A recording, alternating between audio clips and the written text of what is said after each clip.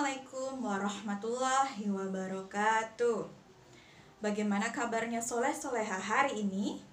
Alhamdulillah, sehat walafiat, luar biasa. Yes, Allahu Akbar. Baik soleh-soleha, pada hari ini bersama Ustazah Siska, kita akan belajar tentang tema 1, subtema 1, pembelajaran 4. Sebelum kita mulai belajar, marilah kita berdoa. Berdoa mulai.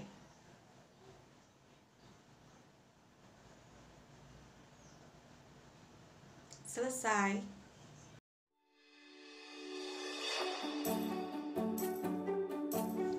Tujuan pembelajaran pada materi hari ini adalah yang pertama, diharapkan siswa mampu mengidentifikasi kondisi geografis pulau-pulau di Indonesia secara tepat. Yang kedua, diharapkan siswa dapat mengidentifikasi perilaku-perilaku yang sesuai dengan nilai-nilai luhur yang terkandung dalam sila-sila Pancasila secara benar. Soleh-soleha, Indonesia merupakan negara kepulauan yang memiliki ribuan pulau. Setiap pulau memiliki kondisi geografis yang berbeda-beda. Ada pulau yang subur, ada pulau yang tandus. Namun, semua itu justru menjadi kekayaan bagi Indonesia. Masya Allah, maha besar Allah yang telah menciptakan alam semesta dengan begitu indah dan beragam. Seperti firman Allah dalam surah Al-A'raf ayat 54 yang artinya, sesungguhnya Tuhan kamu ialah Allah yang telah menciptakan langit dan bumi dalam 6 masa. Lalu Dia bersemayam di atas arsy. Dia menutupkan malam kepada siang yang mengikutinya dengan cepat, dan diciptakannya pula matahari, bulan, dan bintang-bintang masing-masing tunduk kepada perintahnya. Ingatlah, menciptakan dan memerintah hanyalah hak Allah. Maha suci Allah, Tuhan semesta alam. Kita mulai saja ya. Amatilah denah kandang kelinci keluarga Togar berikut ini. Tata letak bangunan, sanitasi, jalan, dan pembuangan kotoran kandang kelinci keluarga Togar sangat rapi. Dengan demikian, setiap pengunjung yang datang akan merasa nyaman. Sebelum membangun kandang kelinci, Ayah Togar telah mempersiapkan segala sesuatunya dengan membuat denah. Apakah yang dimaksud dengan denah? Denah merupakan gambaran tentang tata letak dalam suatu ruangan atau tempat. Gambaran yang lebih luas dibandingkan dengan denah adalah peta. Peta merupakan gambaran dengan menggunakan skala tertentu mengenai suatu daerah. Gambar peta Indonesia. Di Indonesia itu terdapat pulau-pulau besar seperti Pulau Sumatera, Pulau Jawa, Pulau Kalimantan, Pulau Sulawesi, Pulauan Maluku dan Papua, dan juga Pulau Bali dan Nusa Tenggara. Sekarang kita akan bahas tentang kondisi geografis Pulau Sumatera berdasarkan peta. Pulau Sumatera mempunyai luas sekitar 473.481 km persegi. Batasnya ada batas laut dan daratan. Batas laut berbatasan dengan Teluk Benggala, Laut Cina Selatan, Selat Sunda, Samudra Hindia, dan Selat Malaka. Sementara batas daratan itu berbatasan dengan Malaysia, India, dan Kalimantan. Keadaan alam di Pulau Sumatera. Yang pertama, pantai dan laut. Pantai-pantainya ada Pantai Sorake, Pantai Carocok, Pulau Jemur, Pasir Panjang, Nongsa, Tanjung Tinggi, Pasir Putih, Trikora, Parai Tenggiri, dan lautnya Laut Indonesia. Kemudian nama-nama daratan rendah, ada Melaboh dan Singkil.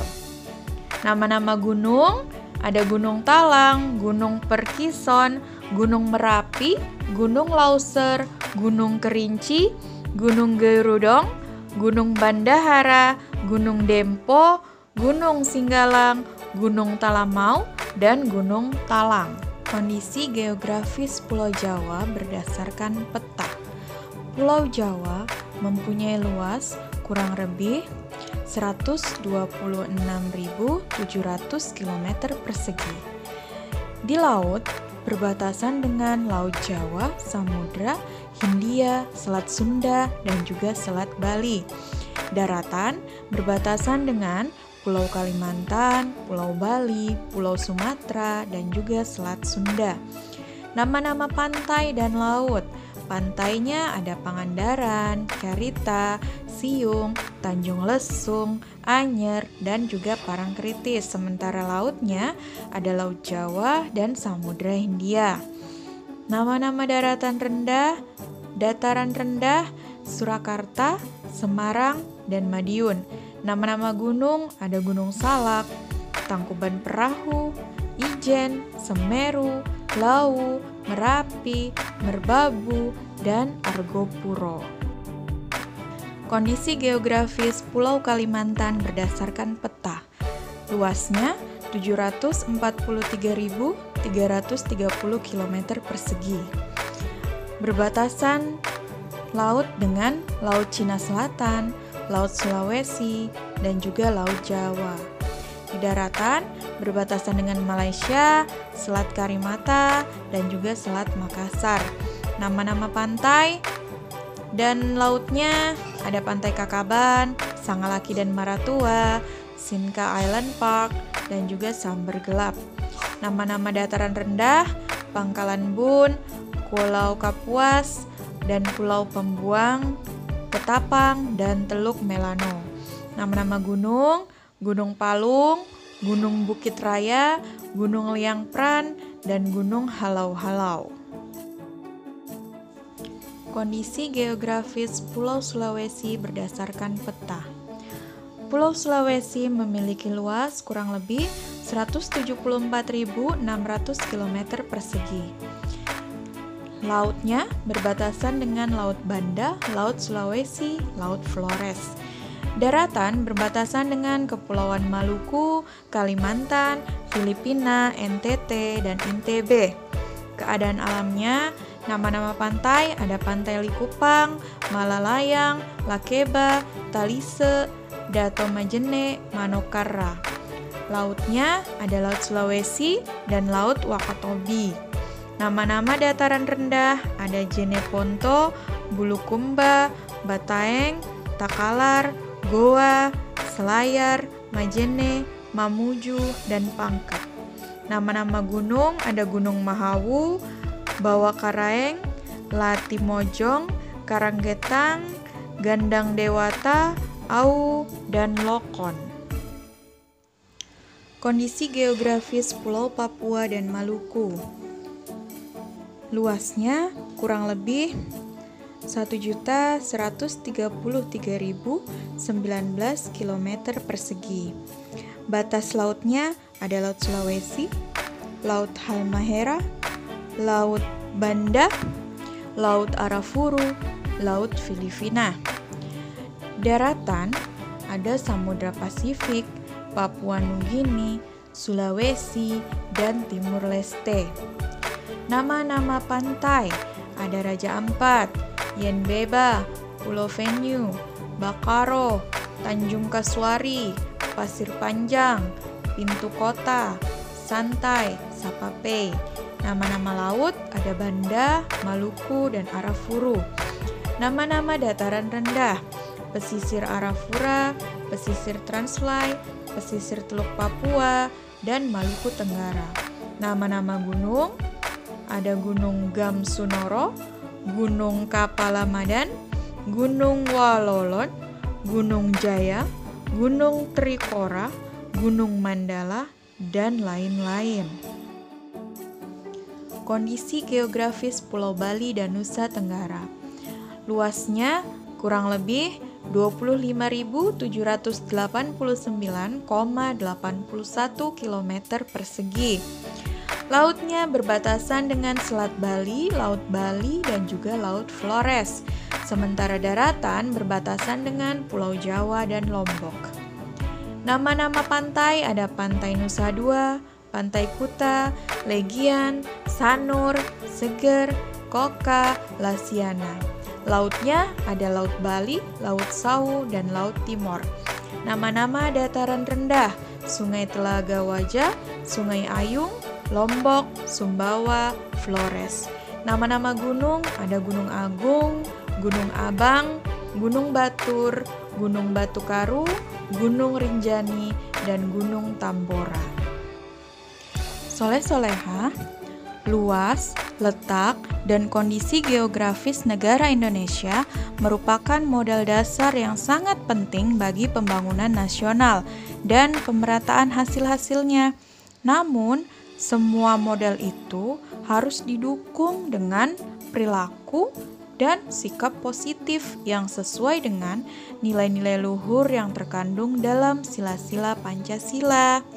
Sikap dan perilaku negatif yang bertentangan dengan nilai-nilai luhur yang terkandung dalam sila-sila Pancasila akan menjadi penghambat pembangunan nasional. Salah satu perilaku yang sesuai dengan nilai-nilai luhur yang terkandung dalam sila-sila Pancasila adalah contohnya gotong royong. Gotong royong dapat menjadi modal dasar pembangunan. Salah satu contoh gotong royong adalah kerjasama dalam piket kelas. Kerjasama adalah suatu bentuk budaya bangsa Indonesia yang disebut gotong royong.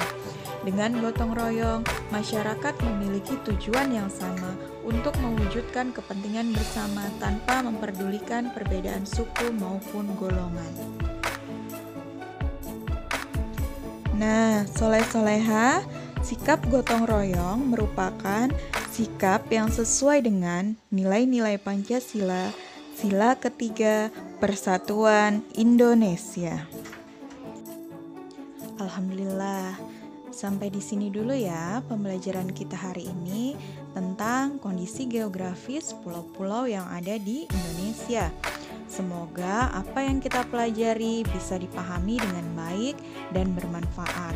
Jika ada kurang lebihnya, Ustazah menyampaikan permohonan maaf.